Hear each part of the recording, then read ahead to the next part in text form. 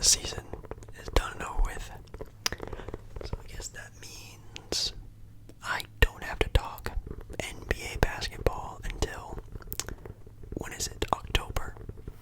Sounds pretty good to me.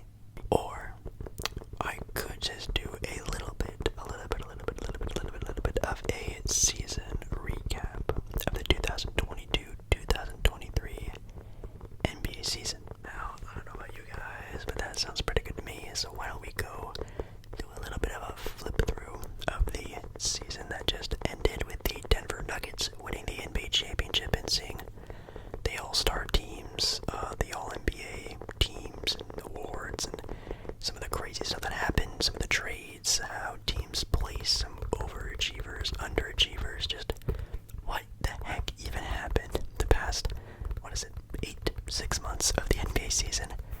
Let's take a little bit of a deep dive and make sure you do like the video. If you do like the video, make sure to like the video to help support me, the channel, this video in general, YouTube's algorithm, all that fun stuff. And also comment down below how your team did. If you're excited for next year, if you want to see an NBA draft video next week, let me know down in the comments, and also just giving this video some love. And yeah, with that being said, let us get started. Okay, so I guess maybe the first thing I'm going to do in this video is quickly go over the standings, how teams finished their seasons, and then as the video progresses, I'm going to go through just what happened this past NBA season, maybe talk a little bit about, the awards, maybe even how the playoffs went kind of quickly. The NBA season this year was pretty good. Maybe I'll give a ranking also of the NBA season. I would rate it out of 10. It was a pretty hype NBA season. We still had a lot of teams still together that have been broken apart. We still had Russell Westbrook on the Lakers, that sort of like dream of a dream squad, I guess they try to put together in LA. You still had KD and Kyrie over there in the Brooklyn Nets arena in New Jersey.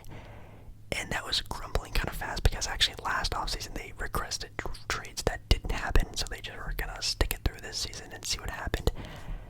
That was kind of another big headline. And the start of the season definitely had a lot of hype around it, and people were excited, people were really pumped. And it was definitely one of the craziest rides, I would say, for the Western Conference, because you had teams that no one saw coming being kind of competitive. Of course, you see the banner behind me. Portland was the 1 seed for a minute. You had the Utah Jazz being the 1 seed. The San Antonio Spurs were a playoff team, basically almost halfway through the entire year. The Sacramento Kings made their huge new debut of, I guess, becoming a team you actually have to take seriously nowadays, which for the past 20 years, not so much, but now they're on the board. Man, the Pelicans were even number 1, and they're a lottery team this year. So man, the West was crazy on how teams were flipping, flopping around, but it was pretty insane. In the Eastern Conference, it was pretty normal, I would say. I wouldn't say there were any big jumpers or anybody really doing anything super crazy, which is usually how it is for the West. It seems like the West and the East may have flip-flopped, and man, those Eastern Conference teams, like those top 4 Eastern Conference teams, are so tough and powerful, have so much talent, at least for this year. I don't know what's going to happen in this upcoming year, but man, the season actually ended pretty normal, I would say. When I look at these standings, they look sort of normal. For the West, the Nuggets with a 1 seed, we had Grizzlies at the 2 seed, the Kings at the 3 seed, which definitely was a weird thing, the Phoenix Suns as the 4 seed, making a huge splash trade, capitalizing on some of their young assets like Cam Johnson and Mikal Bridges, and a boatload of draft picks to go all in. And I mean, they have a new owner, so I guess maybe he's feeling a little antsy.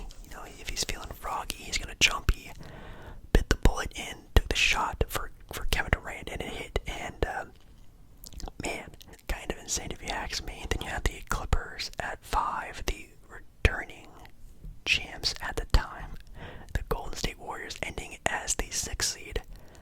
A actually this season was kind of just riddled with injuries, if I can be completely honest. Clippers for sure, Warriors for sure, Lakers for sure, which the Lakers ended as the 7th seed, which for about 80%, maybe even 85% of the NBA season were really not great. I don't want to say they were really bad, but they were really not in a good position. Good key acquisitions from their GM, Rob Pelinka, to get some solid role pieces around LeBron and AD. Timberwolves at 8, who were a team that were definitely pretty high on everyone's board and fell to 8, but still making it into the NBA playoffs. And you had the Pelicans and the Thunder, which the Thunder were a team that got a little bit exciting to see at the end of the year. You had Jalen Williams, who was kind of a rookie out of nowhere, making a name for himself. Mavs at 11, who were, dare I say, maybe the biggest disappointment of the league, maybe. I mean, I'm trying to look at other teams, even in the East. They might be the biggest interesting, like, wow, I did not see that happening team in the NBA last year. I think definitely, well, this year, with making a big trade for Kyrie Irving. I guess technically cashing in and see what they can do with adding another real, if you want to call me real, star next to Luka Doncic, and yeah, that didn't work. 12th is Utah, who again were a 1 seed for a while and kind of a playoff contending team since they started to tank. Portland had got a lot of injuries. Their starting center was basically out the entire year. A lot of different lineups here and there. Then, a backup player in Josh Hart was starting for them, and then another key acquisition just didn't play any games because I guess he didn't feel like it. I don't know. Gary Payton II he didn't feel like playing basketball, I guess. I don't know. The Rockets at 14, and the hard tanking San Antonio Spurs, who have been tanking for Victor Wembanyama for a while, and they ended up getting him in the NBA draft lottery. Sorry, I'm just kind of skipping ahead, but I mean, ever since they traded away DeJounte Murray, which was a trade I really didn't like them doing, they were doing that because they wanted Victor, and they ended up getting him, which is kind of full circle. Going over to the East, we have the Bucks finishing in first, which was a battle between them and the Celtics. They were kind of battling out the entire year, only finishing 1 win better than the Boston Celtics at number 2. Again, sort of the favorite to come out of the East for a pretty good chunk of the NBA year, but then the Bucks started to turn up and getting a lot healthier, and they started to become the favorites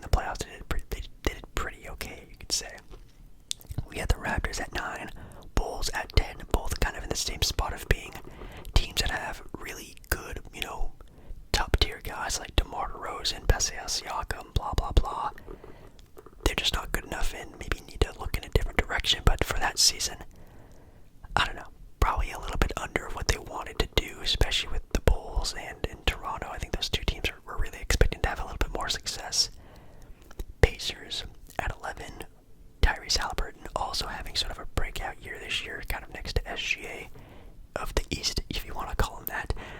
He was putting up crazy numbers, double-doubles and assists, like he's rocking the show, man. The Washington at 12.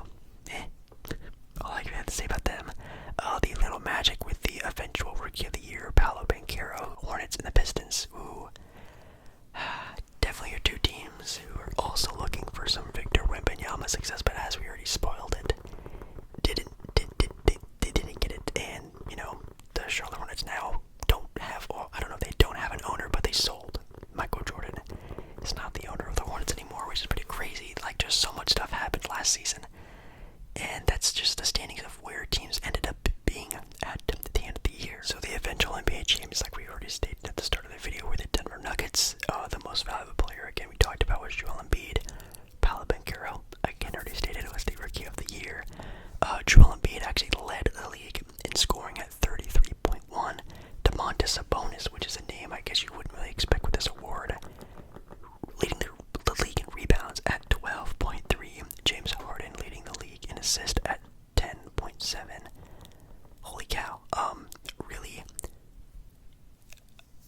good, solid set of guys there. Again, Joel Embiid, you could argue, but like he put up 33, 10, and 4. Played a pretty significant amount of games. Probably the best defending big in the NBA, at least maybe for good stretches of the year. And I think it was a good award to give him, but I don't think he's the best player in the NBA now. It's definitely sort of obvious he's probably not either, but for that season, he was really dominant. And quickly go over the NBA All-Star Game, which I'm not gonna lie, this might have been one of the worst NBA All-Star Games in NBA history. If I had to rank even this error rate, I should say, NBA All-Star Game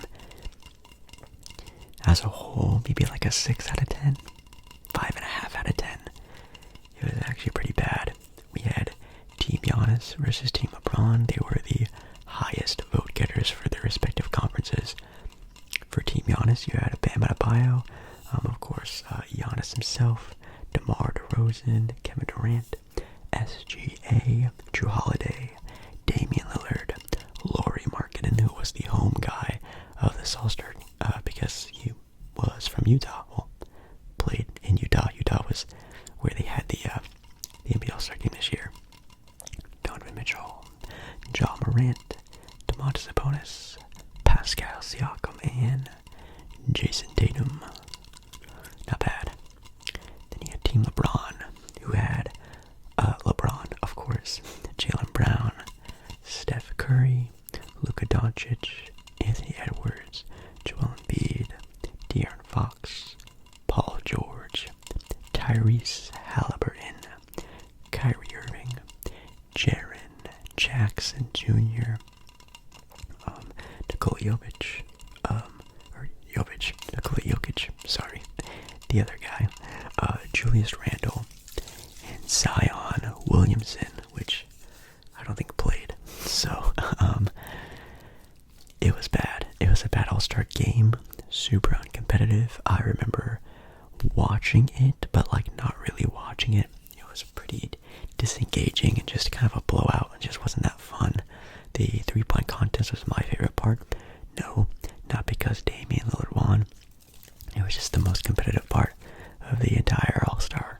And we also had the slam dunk contest, which again was pretty meh, with Matt McClung winning that, a G League player, which is just insane to think about. But I think these NBA players are kind of scared to be embarrassed, so no good dunkers ever really do it. But maybe this next season will be different. But All-Star Game was pretty bad. Trades this year, there weren't really any really crazy ones besides the two big ones of Kevin Durant going to the Suns and Kyrie going to Dallas.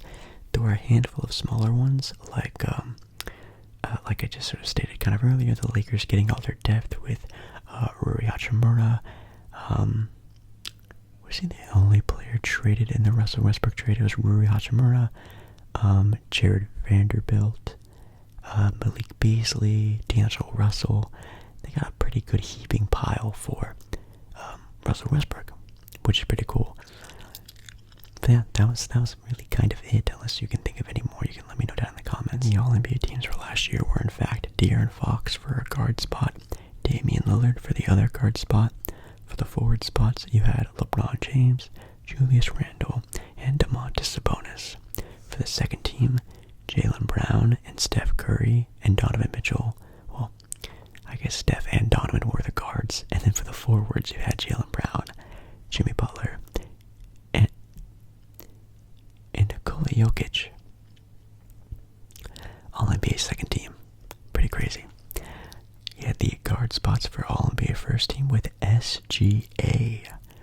A 10-seeded team. Getting a guy on there for All-NBA first team. Pretty surprising.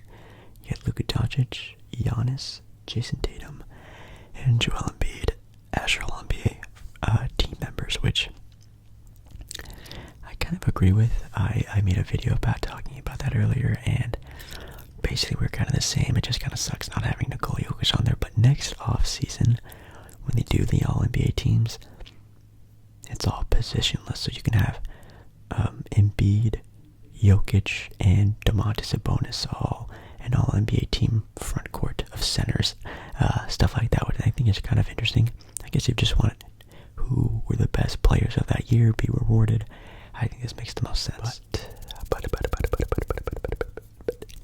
you would have asked me what I think the biggest moment of all of last year, the NBA championship, the playoffs, the awards, everything, all-star game, blah blah blah, the biggest moment, the trades, the free agency, was all overcasted and shadowed over the fact that LeBron James broke Kareem Abdul-Jabbar's all-time scoring record. Yes, people forget that this actually happened.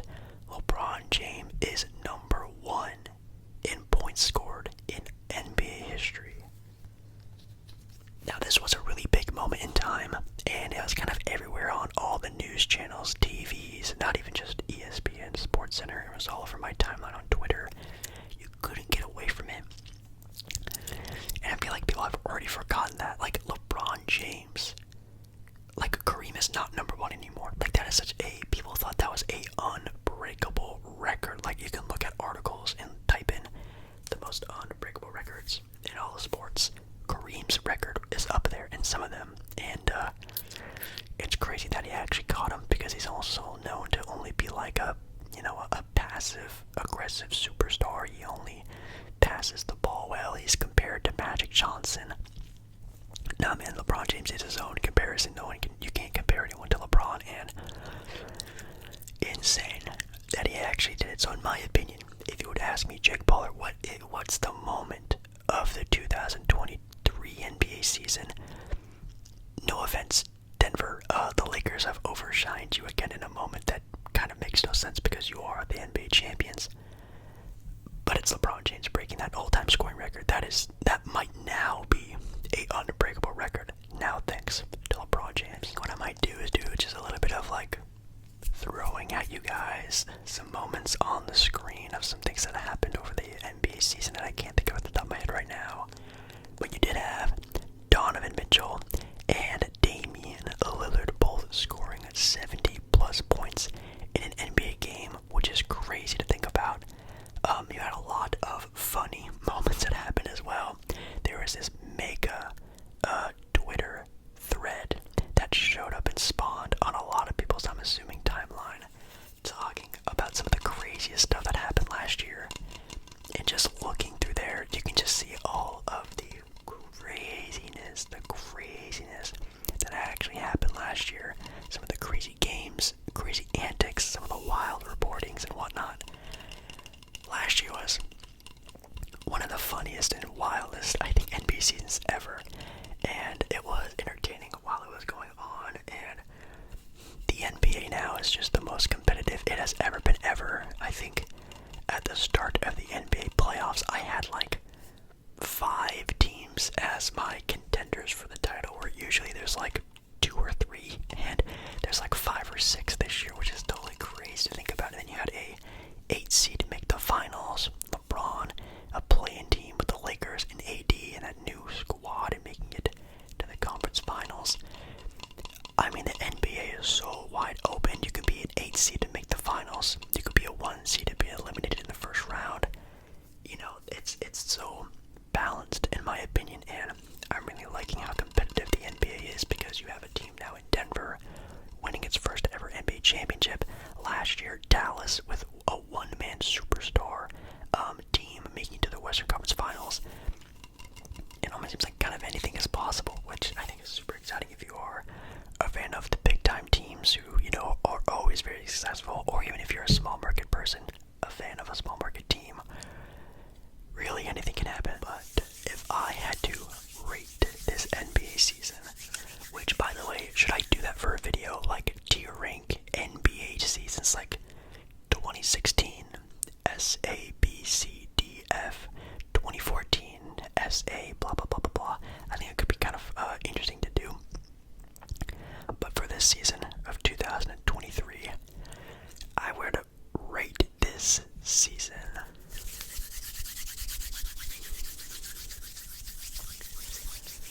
like a 7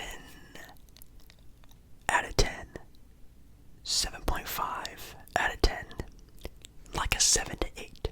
That would be mine. Probably closer to 7. You know, we had some good trades. Obviously, KD and Kyrie being traded, but those were like trades we kind of saw coming over time. So that was kind of like nothing super like left field. Like, oh my God, no one saw this happening. So that was kind of meh. LeBron breaking Kareem's record, that just escalates this season to a whole different level. I honestly, if that didn't happen this year, this season would probably be rated a lot lower, at least to me, in my own opinion. The All-Star game was just bad, just not good. The NBA playoffs started off to being super promising with an 8-seed team running through the East. The Lakers are doing good, which is always good for the NBA. You had a Denver Nuggets, Phoenix Suns second round, which was wild. And then, of course, maybe a lot of people's favorite NBA playoff series, the Sacramento Kings versus the Golden State Warriors. What a fiery first round matchup, and it ended kind of on a sizzle. The Denver Nuggets swept the Lakers.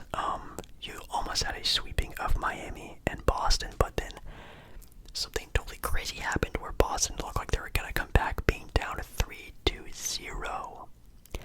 3-0. They were going to make a comeback. And honestly, it actually would have been kind of cool to see them make a comeback, but they ended up losing all at the end of it anyway, so that was kind of a waste of time. No offense. And then the NBA Finals happened, and you know, it just didn't feel like the NBA Finals, and people were even roasting how basic like the effects and the packaging was for this NBA Finals. It was just boring in a way. The games were very competitive, but a lot of defense, and that's always good to have, but these were just some low scoring games. And it's not like games that they were very back and forth. It was like Denver was kind of leading the entire game and Miami was kind of trailing the entire time. And then the game would end. I loved seeing Denver winning. Their parade looked awesome. A lot of funny moments from that as well, but that's how the season ended. And now we're here with the NBA draft right around the corner, with one of the biggest potentially NBA drafts we have seen in quite some time, with Victor, Thompson, Scoot Henderson, Brendan Miller, Asar Thompson, Jers Walker. There's just a lot of like high potential guys here that this might be the last special draft for the next 3, 4, 5 years. Who knows? So that's exciting. Some big time free agents happening this year. Some big time trades could happen too. So pretty insane. So I'm pretty excited. So hopefully you are as well. If you want me to make a video on some of the upcoming NBA events, let me know. Give this video some love, and I will definitely do them if they get some love. So also comment down below maybe your favorite moment of the NBA season, some other stuff that I just couldn't think of right off the top of my dome. And I really had a good time sort of going through a little bit of a recap, I guess, of what happened. And I'm gonna miss last season. It was really good. It was good, I should say. But next season has promised to be, again, one of the craziest NBA years of all time. Super competitive. I'm so happy